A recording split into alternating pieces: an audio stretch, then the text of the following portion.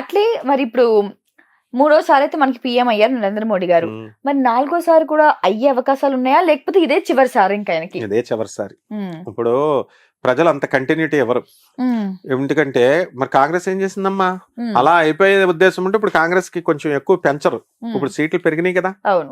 అంటే ఏంటి, స్లోగా వచ్చేస్తోంది కాంగ్రెస్ దూసుకొని. Yes.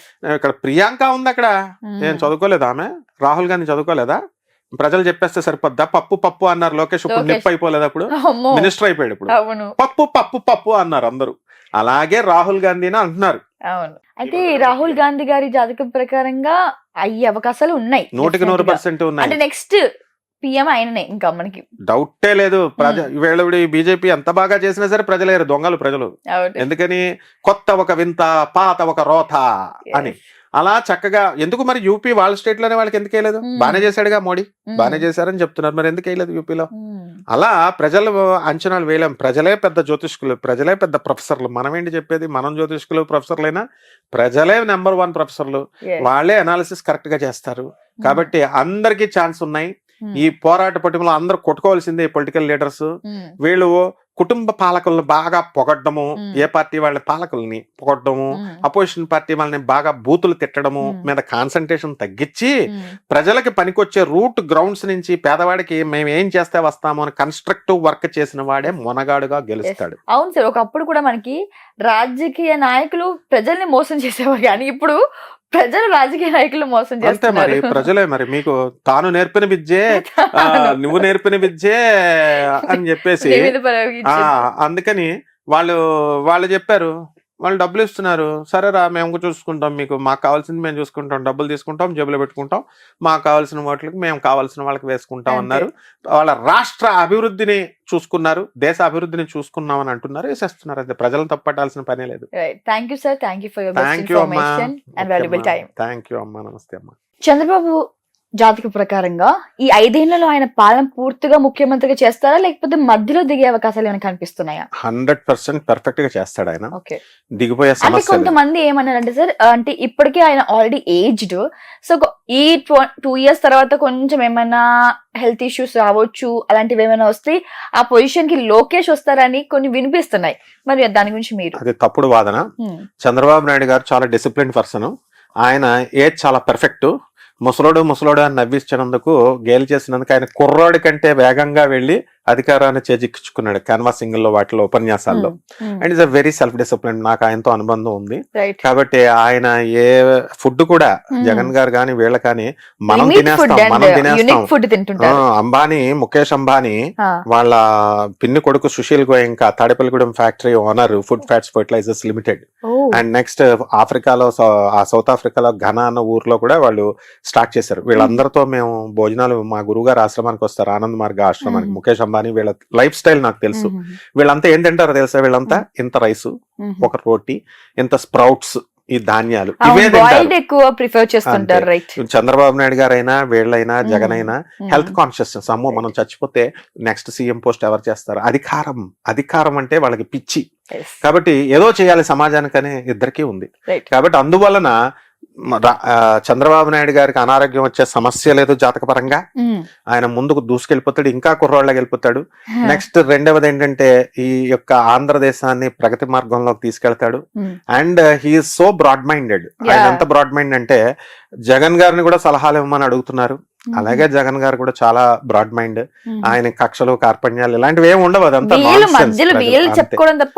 అలా చేసుకుంటే వెంటనే దిగిపోతారు. ఇప్పుడు కక్ష ధోరణులతో వాళ్ళు చేశారని అంటున్నారు కొంతమంది ఎమ్మెల్యేలు, తిట్టేవారిని, బూతులు తిట్టేవారిని దిగిపోయారని వీళ్ళే అంటున్నారు. వీళ్ళు కూడా అలాగే చేస్తే వీళ్ళని కూడా దించబడేస్తారు. ప్రజలే final. No Chandrababu Naidu, no Jagan, no Pawan, ప్రజలే ఫైనల్.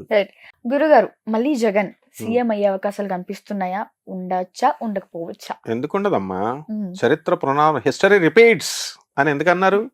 హిస్టరీలో చంద్రబాబు నాయుడు గారు ఓడిపోయారు, మళ్ళీ ఇంకేముంది, పార్టీ అయిపోయింది, టీడీపీ రాదు, భూస్థాపితం చేసేసాడు జగన్ అన్నారు. లేదన్నారు, భూస్థాపితం అన్నారు.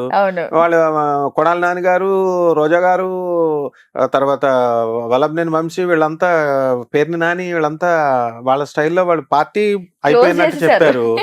మరి మళ్ళీ బాల్ తిరిగి రాలేదా? So there is every equal chance for Jagan again to come back and to conquer the power రావడానికి అవకాశాలు ఉన్నాయి. It is not that is don't underestimate Jagan. ఎందుకనంటే జగన్కి వ్యతిరేకమైన వాళ్ళు చెప్పొచ్చు ఏంటి రాడు రాడు రాడు అని. ఈ వ్యతిరేకతలు చంద్రబాబు నాయుడు ఏమన్నా వీళ్ళకి చుట్టమా, జగన్ ఏమన్నా వీళ్ళకి చుట్టమా? ఆయన ఏమన్నా వీళ్ళకి పెట్టిన స్కీమ్లు ఆయన క్యాన్సిల్ చేశాడా, ఈయన పెట్టిన స్కీమ్లు ఆయన ఏమన్నా క్యాన్సిల్ చేశాడా? అయ్యే ఉండవు. గవర్నమెంట్ సిస్టమ్ కున్న పవర్ అది. ఐఏఎస్లు ఉన్నారు, ఐపీఎస్లు ఉన్నారు, ఎగ్జిక్యూటివ్ ఆఫీసర్లు, వీళ్ళు వాళ్ళు పరిపాలనలో అందరు ఆఫీసర్స్ ఉన్నారు. చిన్న సైజ్ అటెండర్ ను కూడా ఆఫీసర్ అంటాం మనం. అటెండర్ ఆఫీసర్ స్థాయి నుంచి ఒక ఐపీఎస్ ఆఫీసర్ వరకు, ఐఏఎస్ ఆఫీసర్ వరకు ప్రభుత్వ వ్యవస్థని పరిరక్షించుకుంటూ కాపాడుకుంటూ వస్తున్నారు. వీళ్ళంతా చేతకానోళ్ళ.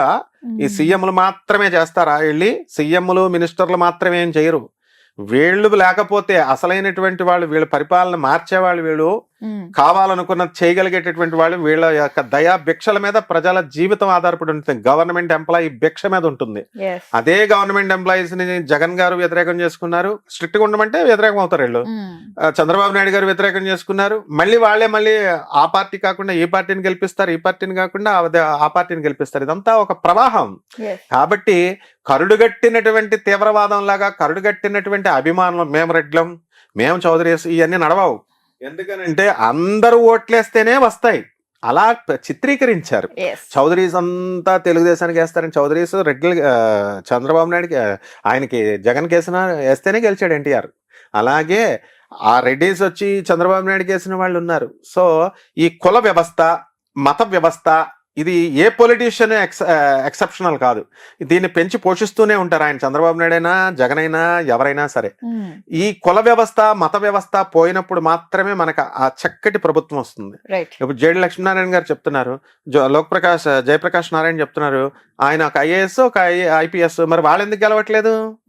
ప్రజలు మంచి చెప్పే వాళ్ళని గెలవనివ్వరు, చదువుకున్న వాళ్ళని గెలవనివ్వరు.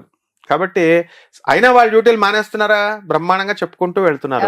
ఎవరి డ్యూటీ వాళ్ళు చెయ్యాల. కాబట్టి అగైన్ జగన్ అధికారంలో రావడానికి ఈక్వల్ ఛాన్సెస్ ఉన్నాయి. కాబట్టి ఆయన కృషి బట్టి ఈసారి ఆయన పాలసీస్ ని మార్చుకోవాలా. అహంకారి అంటున్నారు, మార్చుకోవాలి. మరి జనాలు పనున్నా లేకపోయినా చంద్రబాబు నాయుడు అయితే ఇమీడియట్ అపాయింట్మెంట్ ఇస్తాడు, జగన్ పనున్నా పని లేకపోయినా 2 hours వెయిట్ చేపిస్తాడు అంటున్నారు. మార్చుకోవాలా? రోడ్లు వేయట్లేదు అంటున్నారు. ఈసారి రోడ్లు వేయాలా? జనాలకు డబ్బులు ఇవ్వకూడదు అసలు. ఈ వెల్ఫేర్ యాక్టివిటీస్ అన్ని ఇప్పుడు చంద్రబాబు నాయుడు గారు ఏమైనా అమాయకుడు అనుకుంటున్నావా? ఇవన్నీ చేసేస్తారండి, సంక్షేమ పథకాలు చేసేస్తారండి అంటే డబ్బు ఎక్కడి నుంచి వస్తుంది? ముందే ప్రాపర్ లో ఉంది, ఏదో కొద్దిగా ఆయన కూడా వ్యతిరేకం చేసుకోకూడదు కాబట్టి చేసుకోవాలంటారు. అసలు ఏ ముఖ్యమంత్రి అయినా, ఏ ప్రధానమంత్రి అయినా వెల్ఫేర్ స్కీమ్స్ తీసి పడేద్దామని చూస్తున్నారా? చేయరు. చేసిన రోజున బాగుపడుతుంది. యుఎస్ లో, లండన్ లో అక్కడ ఉన్నట్టు ఏ ఫారిన్ కంట్రీస్ లో ఈ వెల్ఫేర్ స్కీమ్స్ ఉంటేనేనా? అంటే డబ్బులు ఇస్తున్నారు, నాయకుడు డబ్బులు ఇస్తున్నాడు, 2,000, 5,000, 3,000, దానికి ప్రజలు ఓట్లు వేస్తున్నారు. 10% ఆఫ్ ద పీపుల్ నిజాయితీ చేసే వాళ్ళని వదిలేసాయి.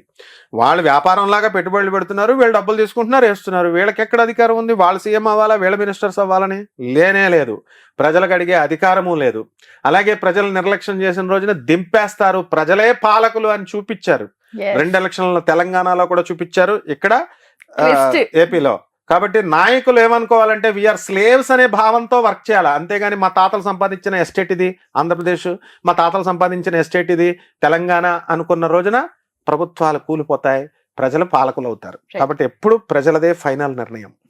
ఇప్పుడు ఆపరేషన్ లేకుండానే మోకాళ్లకు ప్లాస్మా ట్రీట్మెంట్, మీ ఆర్థోపెడిక్ సమస్యలన్నిటికీ రోబోటిక్ టెక్నాలజీ ద్వారా తక్కువ ఖర్చుతో శాశ్వత పరిష్కారం, ఫ్రీ కన్సల్టేషన్, ప్రతి ట్రీట్మెంట్ పై 20% డిస్కౌంట్. ఈ ఆఫర్ కొద్ది రోజులు మాత్రమే, త్వరపడండి.